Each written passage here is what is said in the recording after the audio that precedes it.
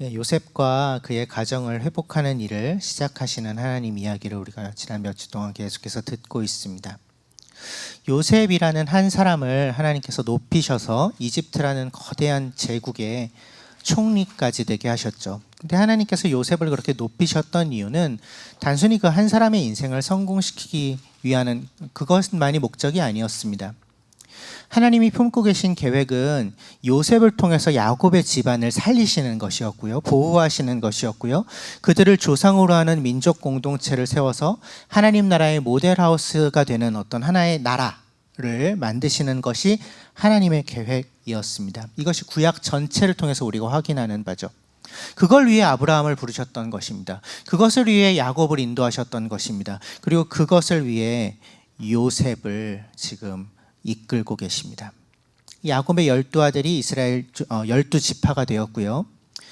그래서 그들이 한 뿌리라는 것을, 그들이 한 부르심으로 부름받은 자인 것을 분명히 해야만 그들이 민족 공동체의 정체성을 가지고 하나님 나라 백성으로 이루어진 하나의 국가를 건설할 수 있기 때문에, 그렇기 때문에 하나님이 야곱의 가족을 회복시키시는 일을 하고 계시는 것입니다. 그러니까 단순히 그냥 우리 잘 지내보자, 너 잘 살아, 이것이 아니라는 것입니다. 하나님의 거대한 하나님 나라 역사의 흐름 가운데에서 요셉이라는 한 사람의 인생이 이끌어지고 그 요셉을 통해서 야곱의 가족이 회복되는 일을 하시는데, 그것은 하나님 나라 역사의 한 부분이라는 거죠. 그 질투와 반목, 미움과 폭력, 그런 관계로서는 하나님 나라 백성 공동체가 이루어질 수가 없으니까요. 그 일을 하고 계시는 것입니다. 이것은 우리의 인생 가운데에서도 마찬가지입니다. 하나님, 나를 위하여 일하여 주십시오, 나를 도와주세요 라고 우리가 기도할 때 그것을 나 개인만을 위한 일이라고 생각하면 그건 굉장히 근시안적인 태도입니다. 하나님의 계획은 거대합니다. 온 세상을 회복하실 계획을 그분은 품고 계세요. 그래서 그 일을 이루기 위해 이스라엘을 쓰셨고, 구약시대에, 그리고 신약시대에 들어와서는 새로운 이스라엘 교회를 사용하고 계십니다. 하나님 나라 백성 공동체, 그리스도의 죽으심을 통하여 세워진 공동체, 그 부활의 증인들을 통해 하나님은 당신의 역사를 지금도 이루어가고 계세요. 그래서 우리는 그 교회의 일원으로서 그 거대한 하나님의 회복 계획의 일부가 되어서 그 계획을 함께 이루어가고 있는 중인 것입니다. 그래서 하나님이 나를 회복시키시는 것입니다. 우리 개개인을 물론 사랑하시기 때문에, 우리가 행복하게 살기를 그분이 바라시기 때문에 그 일을 하시는 것이기도 하지만, 그게 전부가 아니고 그것이 최종 목표가 아니고 나를 통해 그분이 회복하실 그 무언가까지 염두에 두신 채 하나님이 그 회복의 일을, 치유의 일을 하고 계시다는 거죠. 그래서 우리의 시선도 거기까지 향해 있어야 마땅한 거죠. 근데 그 일을 하려면, 하나님의 그 거대한 회복 계획을 이루려면 먼저 뭐가 돼야 된다고요? 나의 관계가 회복되고 치유되어야 된다고요. 우리 안에 깨어진 관계들 또한 회복되고 치유되어야 합니다. 우리가 먼저 온전한 연합을 이루지 못하고 세상 전체를 온전한 연합 가운데로 이끄는 것은 불가능하기 때문입니다. 그래서 하나님은 지금도 당신의 백성들을 하나로 묶고 계십니다. 그 하나됨을 방해하는 모든 깨어짐과 아픔을 치유하고 계세요. 그 일은 이미 시작되었습니다. 이루어져 가고 있고요. 언젠가 완성될 것입니다. 요셉과 그 형제들에게 그런 일이 일어났던 것처럼 말이죠.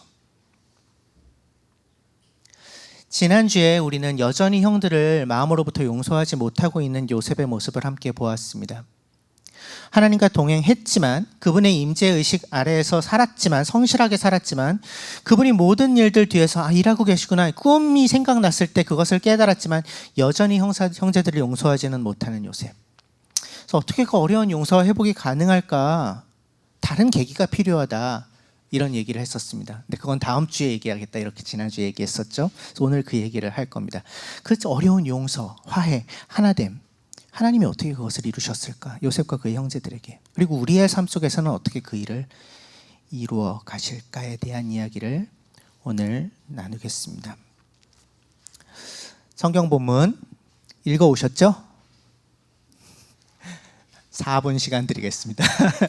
링크 보내드렸었고, 혹시 링크 못 받으신 분들은 창세기 44장 18절부터 45장 28절까지입니다. 그래서 4분 정도 시간 드릴 테니까요. 개인적으로 좀 읽어보도록 하죠. 읽는 시간 잠시 가지겠습니다.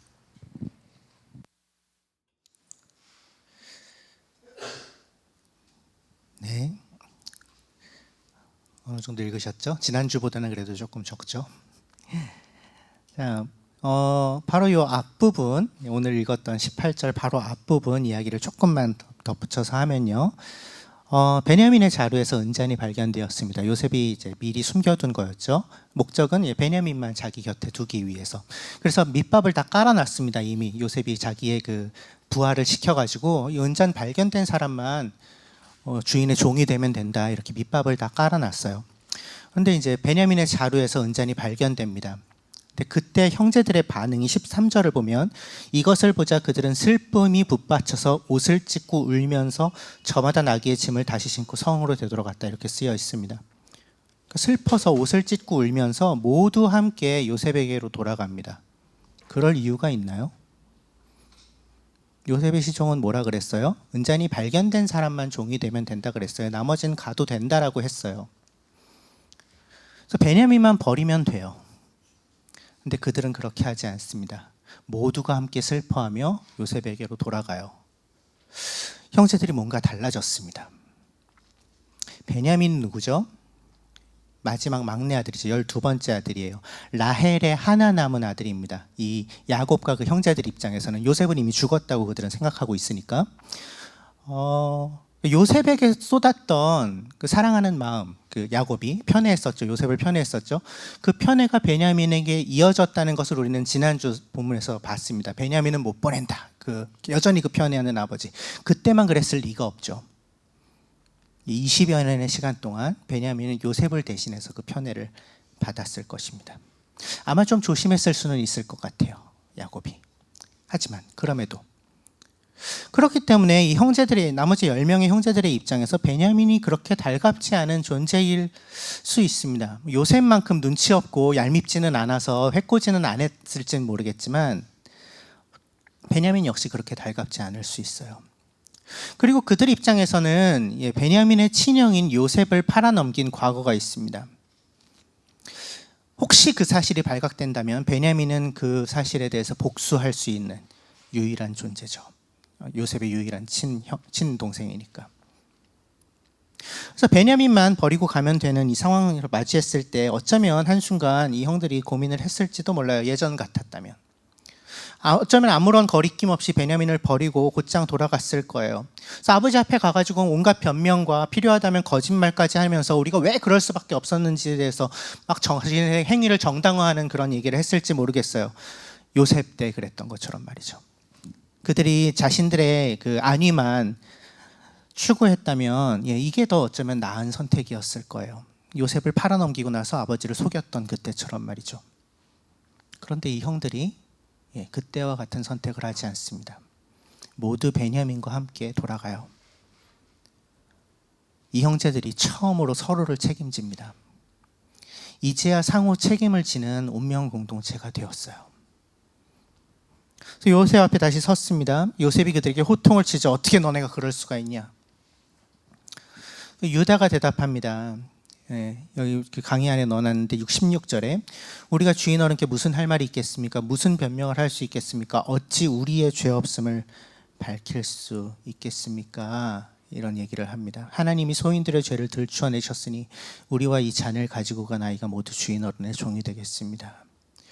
눈에 띄는 표현들은 우리가, 소인들의 죄를, 우리와 아이가 모두, 이런 표현들입니다. 얘가가 아닙니다. 제가 그랬어요가 아닙니다. 우리가입니다.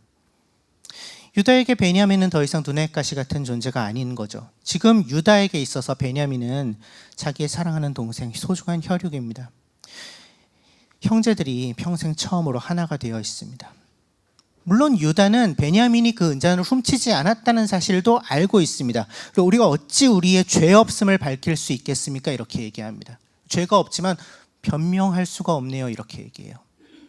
근데 그 뒤를 잇는 말이 되게 의아합니다. 우리의 죄 없음을 어떻게 밝힐 수 있겠습니까? 라고 얘기하고 하나님이 소인들의 죄를 들추어내셨으니 이렇게 얘기합니다. 이들의 죄는 무엇인가요? 하나님이 어떤 죄를 들춰내신 건가요? 은잔을 훔친 죄가 아닙니다. 동생을 팔아넘겼던 그 과거의 죄죠. 20년 전의 그 죄. 하나님이 그것을 들춰내셔서 그 생각을 이미 했잖아요. 우리가 그때 그런 일을 벌였기 때문에 지금 이런 일을 당하는 거다. 그 생각을 다시 떠올리고 있는 것입니다.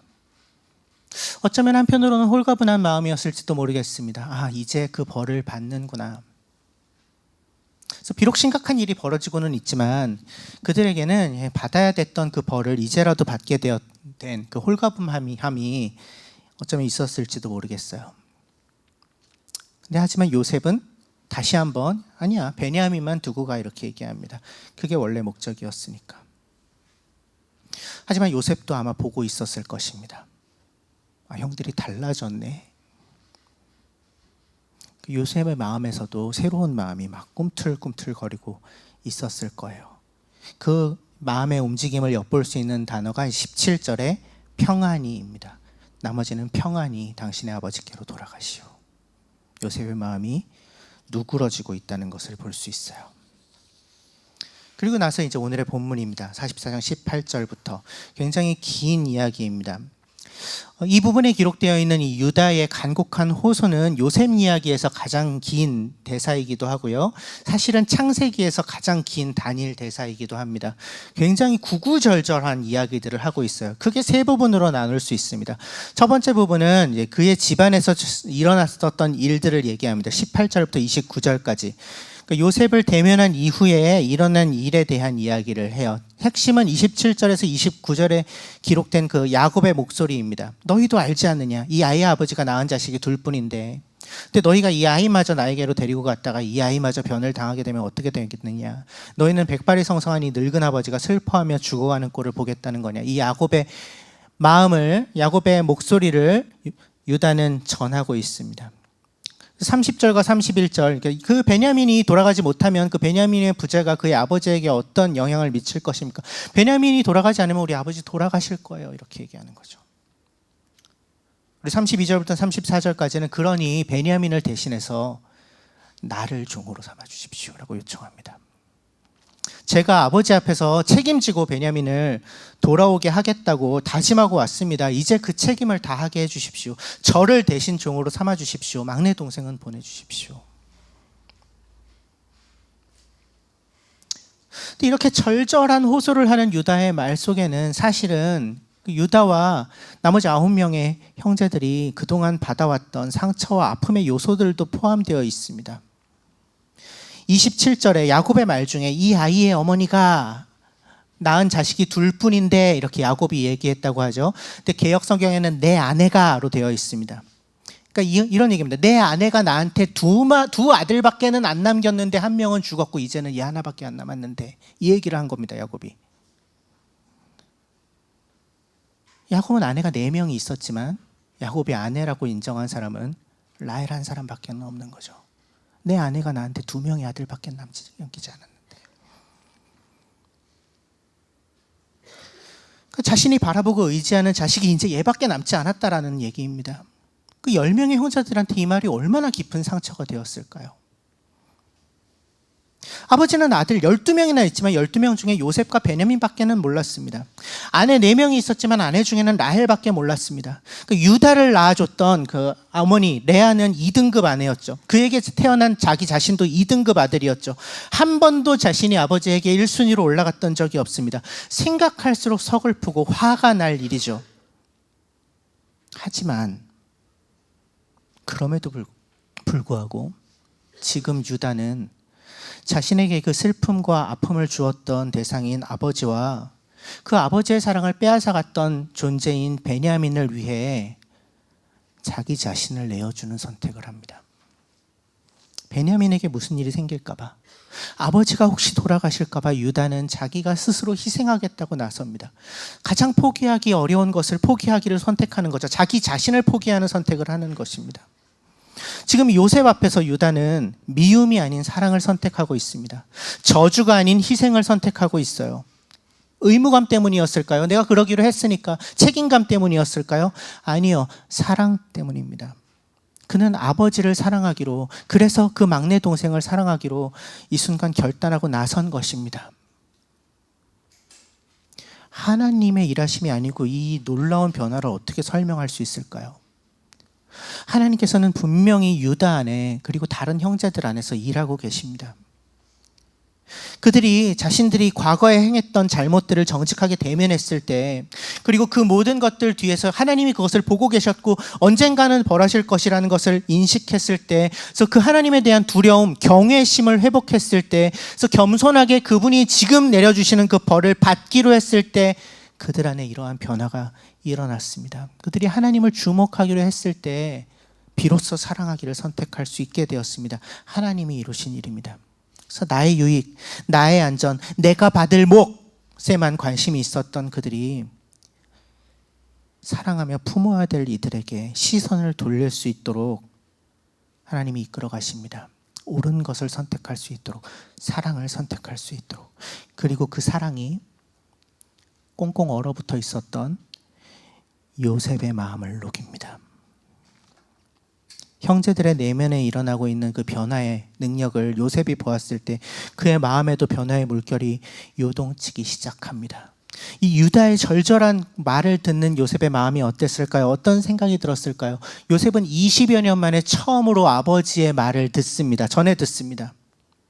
이 유다의 이야기를 통해 요셉은 아버지 야곱이 요셉을 잃어버린 이후에 얼마나 고통스러워했는지를 비로소 알게 됩니다. 아버지가 그동안 20년의 세월을 어떤 마음으로 살아왔는지를 처음으로 이해하게 됩니다. 지금까지는 나만 아팠다고 생각했습니까? 나만 고통스러웠다고 생각했어요. 나만 고생했다고 생각했습니다. 나에게 시선이 갇혀 있었어요. 하지만 후회하고 괴로워하고 있는 변화의 모습을 보여주고 있는 그 형들의 모습 속에서 형들의 아픔도 보고요. 그 유다를 통해서 듣게 된 아버지의 이야기에서 아버지의 아픔도 봅니다. 그들의 아픔을 보게 됩니다. 그리고 그 상처들, 그 아픔들에 대면했을 때 요셉의 상한 마음에 치유가 일어납니다.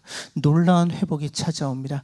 나의 상처에만 온전히 집중해 있을 때는 이루어지지 않았던 그 회복이 눈을 들어서 다른 이들의 아픔을 보게 되었을 때 비로소 시작되는 거죠. 45장 1절, 요셉은 북받치는 감정을 억누르지 못하고 자기의 모든 시종들 앞에서 그만 모두들 물러가라고 소리쳤다. 그래서 다 물러나게 하고 요셉은 드디어 자기가 누구인지를 형제들에게 밝히고 나서 한참 동안 울었다. 내가 요셉입니다. 아버지께서 아직 살아계시다고요. 한참 동안 울었습니다. 요셉이 세 번째로 우는 장면이죠. 아버지가 아직 살아계시다고요. 정말이죠. 20년 동안 감히 궁금해하지도 못했던 말입니다. 꺼낼 수 없었던 말이에요. 화려한 총리의 옷을 입고 있지만, 온 세상을 호령하는 권력의 옷을 입고 있지만 그 옷 아래에 여전히 연약하고 상처 입은 한 소년의 영혼이 들어있는 거죠. 큰 소리로 엉엉 울고 있는 한 소년. 요셉이 울었던 첫 번째 울음이 서러움이 복받친 울음이었고, 두 번째 울음이 어린 시절에 따뜻했던 기억이 되살아나는 울음이었다면, 이 세 번째 울음은 그의 지난날의 아픔과 마음속에 여전히 남아있었던 그 앙금들이 녹아내려 흘러내려오는 치유의 눈물이었습니다. 그의 얼어붙었던 마음이 녹아내려 눈물로 흘러나오고 있는 거죠. 그리고 이렇게 요셉이 세 번째로 울었을 때 요셉은 더 이상 이 17살의 상처 입은 영혼은 아니게 되었습니다. 그 상처가 떠나가죠. 그를 올가매왔던 그 아픔과 상처, 그 큰아들 므낫세의 이름에 담겨 있었던 이제는 잊고 살고 싶다, 그 의미에 담겨있던 그 깊은 상처에 놀라운 치유가 찾아옵니다. 이제 요셉에게 그 과거의 아픔은 잊고 싶은 과거가 아닙니다. 그 아팠던 과거에 대한 새로운 시각, 새로운 해석의 가능성을 요셉은 가지게 되었죠. 참된 자유함을 얻게 되었습니다. 우리 모두가 소망하고 있는 그 자유요. 과거를 잊으려고만 할 때는 얻지 못했던 그 완전한 치유, 완전한 회복, 완전한 자유를 요셉은 얻게 됩니다.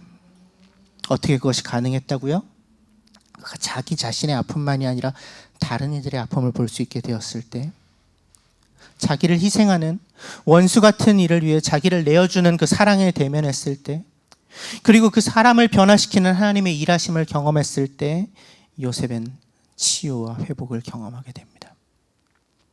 이것은 우리에게도 마찬가지입니다. 우리 안에 있는 깊은 내면의 상처와 아픔이 어떻게 치유될 수 있을까요? 나의 아픔에만 매몰되어 있지 않을 때 가능합니다. 이 깨어진 세상 속에서 신음하고 있는 다른 이들의 고통을 볼 수 있다면, 그 안에서 나의 고통을 해석할 수 있다면 가능해요. 또 자기를 기꺼이 희생하며 내어주는 사랑을 보게 된다면, 그 사랑을 경험하게 된다면 가능합니다. 그런데 우리는 그 사랑을 이미 보았습니다. 십자가 위에서. 또 나와 다른 이들의 삶 속에 실제적인 변화를 일으키시는 하나님을 주목하여 바라본다면 가능합니다. 그래서 상처 입은 나의 마음을 치유하기 위해서는 나를 치료해 주세요라고, 나를 변화시켜 주세요라고 기도하는 것만이 아니라 나에게 상처 입혔던 그의 변화를 위해서도 기도해야 합니다. 굉장한 역설입니다. 그가 망하고 그가 저주받고 내가 복수에 성공했을 때 내 안에 치유가 일어나는 것이 아닙니다. 오히려 그를 위하여 기도하고, 그래서 그가 변할 때 나에게도 치유가 임하는 것입니다. 그것이 하나님이 일하고 계신 방향이기 때문에 그렇습니다. 45장 3절, 요셉, 내가 요셉입니다. 아버지가 살아계시다고요? 그 얘기를 듣고 나서 형제들은 벙찝니다. 놀란 형제들은 어리둥절하여 요셉 앞에서 입이 얼어붙고 말았다. 이게 무슨 청천벽력 같은 소리입니까? 형제들 입장에서는 결코 반가운 소식이 아니에요. 형들 입장에서는 요셉이 살아있다는 소식이 충격이죠. 머릿속이 하얘질 수밖에 얘가, 이 사람이 요셉이라고? 무슨 생각이 곧바로 들었겠어요? 이제 진짜 죽었네.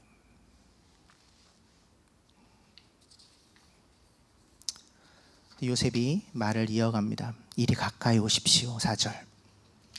그제서야 그들이 요셉 앞으로 다가옵니다. 도망갈 수 없어서 다가온 거죠. 요셉이 말을 이어갑니다. 내가 요셉입니다. 당신들이 이집트로 팔아넘겼던 그 아우입니다. 당신들이 죽었다고 생각했던, 없어진 동생이라고 얘기한 바로 그 요셉입니다. 여기까지만 들으면 되게 공포스러운 이야기일 수밖에 없는데, 다행스럽게도 요셉의 이야기가 이어지죠. 5절. 그러나 이제는 걱정하지 마십시오. 자책하지도 마십시오. 당신들이 내게 못할 짓을 하기는 했습니다. 하지만 그것은 하나님이 계획하신 일입니다. 제가 그것을 이제 알아요. 7절, 8절. 하나님이 나를 앞서서 여기에 보내신 거예요. 당신들을 통해. 우리를 구하기 위해, 우리 가족을 살아남게 하기 위해 하나님이 그 일을 하신 거예요. 그래서 8절. 그러니까 실제로 나를 여기로 보낸 것은 형님들이 아니고 하나님이십니다. 하나님이 이 모든 일을 하신 것입니다.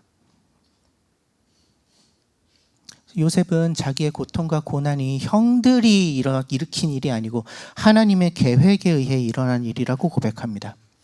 이것은 그 옛날 꾸었던 꿈이 떠올랐을 때 이미 깨달았던 바였습니다. 하지만 마음으로부터 받아들이지는 못했던 사실이었죠. 그리고 이제서야 요셉이 그것을 마음으로부터 받아들이고 고백합니다. 하나님이 하신 일입니다. 나의 그 13년의 어둠의 시간들, 하나님이 하신 일입니다. 근데 고난을 주신 분이 하나님이시지만 요셉에게서는 하나님에 대한 아무런 원망과 미움을 찾아볼 수가 없습니다. 오히려 요셉은 자기에게 고난을 주신 그 하나님을 찬양합니다. 자기가 받았던 그 고난을 기뻐해요. 그 고난으로 인해 하나님께서 우리 가족 전체를 살리시는 일이 가능해졌다는 것을 아니까. 그러니까 하나님 안에서 고난까지도 기쁨이 될 수 있는 거죠. 기쁨의 이유가 될 수 있는 거죠. 그렇게까지 되는 날이 오는 거죠. 그래서 9절에서 13절, 요셉이 형제들에게 아버지를 모시고 올 것을 부탁합니다. 아버지 이제 모시고 오십시오. 제가 여기에서 여러분들 살 땅 다 마련해 놓겠습니다. 걱정하지 말고 뭐 다 버리고 오세요. 좋은 거 다 새로 드릴 테니까 다 버리고 오세요. 뭐 이런 얘기들을 합니다. 그래서 베냐민을 끌어안고 웁니다. 15절 형들에게 입 맞추고 끌어안고 울어요. 이들의 관계가 그렇게 회복됩니다. 아름다운 연합으로 완전한 용서로 회복돼요.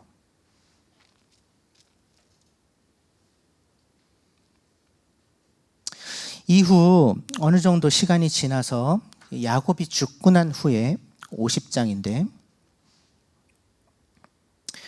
형제들에게 불안한 마음이 다시 찾아와요.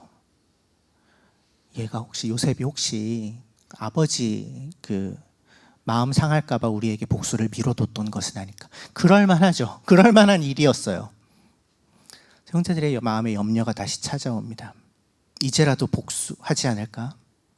그래서 요셉에게 그래서 그런 걱정을 전하고 아버지의 유언을 전하고 얘기해요. 그 이야기를 요셉이 전해 듣고 또 옵니다. 그건 진심이 담긴 안타까움의 눈물이죠. 이 눈물이 보여주는 의미는 뭐예요? 이 모든 일이 하나님이 하신 일이다 라는 이 요셉의 45장서의 고백이 진심이었다는 겁니다. 그가 경험했던 회복이 완전한 것이었다는 거예요. 상황이 달라져도 그 고백이 달라지지 않는다는 거죠. 하나님이 그를 완전히 치유하셨고 그의 가정을 완전히 회복하셨다고 요셉은, 상황은 달라졌지만 아버지는 돌아가셨지만 동일한 고백으로 나아가고 있습니다. 요셉의 용서와 그로 인한 가족의 관계 회복이 일시적인 단회적인 것이 아니었던 거죠. 그것은 온전한 회복이었습니다. 그 온전한 회복이 가능했던 가장 중요한 이유는 무엇이었나요? 요셉의 인생 전체를 통해서 우리가 보게 되는 것입니다. 그가 일상 속에서 하나님과 동행했기 때문에 가능한 일이었습니다. 13년의 시간이라는 그 고난의 시간 속에서도 하나님과 동행하는 삶을 살았기 때문이었어요. 그분의 임재의식 아래에서 살았었기 때문이었어요. 그래서 그가 그의 전체 인생을 하나님의 시각으로 해석할 수 있게 된 거예요. 그래서 비로소 하나님의 회복의 때가 임했을 때 하나님이 그 일을 하셨구나 깨달을 수 있었던 거죠. 그 하루하루 하나님과 함께했던 일상의 경험이 없었다면 거의 불가능했을 것입니다. 결국 정말 중요한 것은 우리에게 있어서도 우리가 우리의 일상 속에서 하나님을 얼마나 가깝게 만나고 있는가입니다. 그제서야 그렇게 해야만 우리가 우리의 고통을 새롭게 해석할 수 있기 때문에 그래요. 그렇게 해야만, 그렇게 우리의 일상을 채워가야만 우리가 그분의 때, 그 치유와 회복의 때를 경험할 수 있기 때문에 그래요.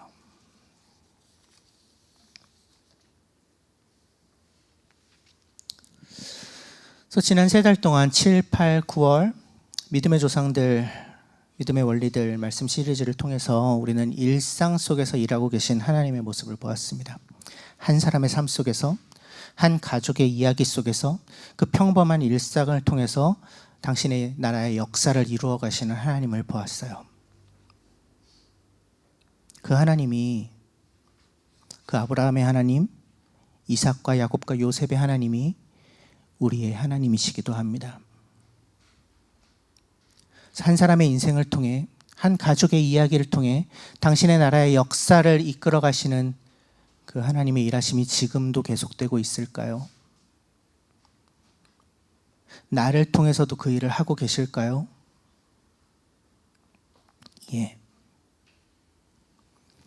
그분의 뜻을 온전히 이루기 위해 먼저 그분이 우리 안에서 일하십니다. 만지시고 치유하시고 회복하시는 일을 하세요. 그렇게 우리를 빚어가십니다. 주님을 닮은 존재로. 그래서 오늘 우리는 그 한 예를 본 것입니다. 한 사람의 인생과 한 가정의 모습을 완전히 회복시키시는 하나님을 본 거예요. 결코 그냥 한순간에 일어난 일은 아니었죠. 긴 세월과 과정이 필요했던 일이었습니다. 하나님이 일하시는구나 라는 걸 깨달았지만 그것을 인정하고 받아들이고 소화하기까지 또 많은 시간과 과정이 필요했던 그런 일이었어요. 하지만 하나님과 동행하며 살았던 요셉은 결국 그 완전한 회복에 도달하죠.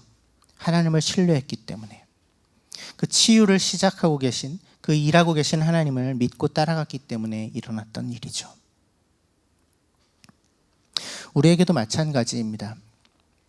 하나님의 이끄심을 신뢰하며 산다는 것은 어느 한순간의 결단으로 이루어지는 것이 아닙니다. 그것은 지속하는 것이 필요한 일입니다. 일상 가운데에서 지속하는 것이 필요한 일이에요. 하나님은 때로는 침묵하시고 자주 숨어 계신 것 같고 아무 일도 하시지 않는 것처럼 보이지만 그런 하나님을 그럼에도 불구하고 찾으며 걸어가는 길입니다.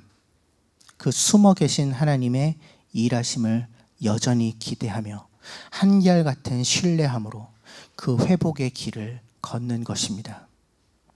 그리고 이 길의 끝에서 우리는 반드시 온전한 회복을 만나게 될 거예요. 하나님이 그 일을 이미 시작하셨습니다. 우리 개인의 삶을 넘어 당신의 나라에 이 치유와 회복이 임하기를 그분은 꿈꾸고 계세요. 그래서 우리가 맺고 있는 모든 관계, 가정에서, 학교에서, 직장에서, 그리고 우리의 교회 안에서 그 모든 관계 안에서 아픔과 상처와 깨어짐을 하나님은 그냥 내버려 두지 않으십니다. 만지시고 치유하시고 들춰내세요. 그냥 잊고 살게 하지 않으십니다. 왜? 그분이 우리에게 주시는 치유는 온전한 치유니까요. 그런데 언제 그것이 우리에게 가능하다고요? 우리가 일상 속에 그분을 신뢰하며 한 걸음을 내디딜 때, 우리가 다른 길을 선택해서 걷기로 하지 않을 때 그 일이 일어나는 거죠. 결국 온전한 치유와 회복이 일어나는 현장은 일상입니다. 이 예배의 자리보다는 사실은 우리의 삶의 자리입니다.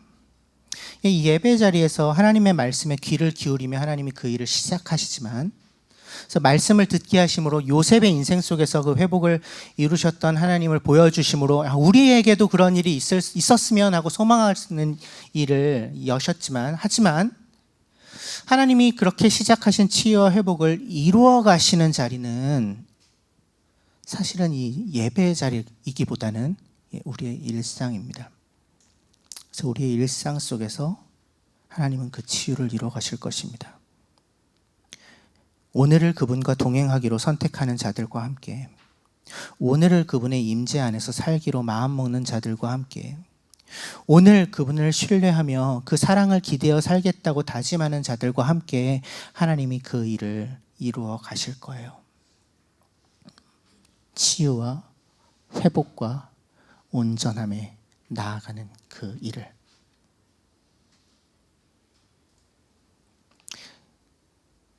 그 회복과 치유의 삶을 살아가시겠습니까? 그 길을 선택하여 주님과 함께 걷겠습니까?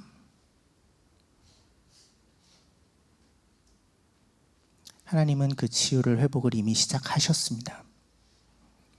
그리고 언젠가 그날이 오면, 그때가 되면 완성하실 거예요. 그래서 우리도 요셉처럼 고백하게 될 거예요. 주님이 하셨습니다. 나의 삶 가운데 고통이 있지만, 아픔이 있지만 그것조차도 하나님이 하신 일입니다. 그분이 나의 길을 가장 최선으로 이끌어 오셨습니다. 내가 경험한 고통의 시간들도 모두 당신의 계획 안에 있었습니다.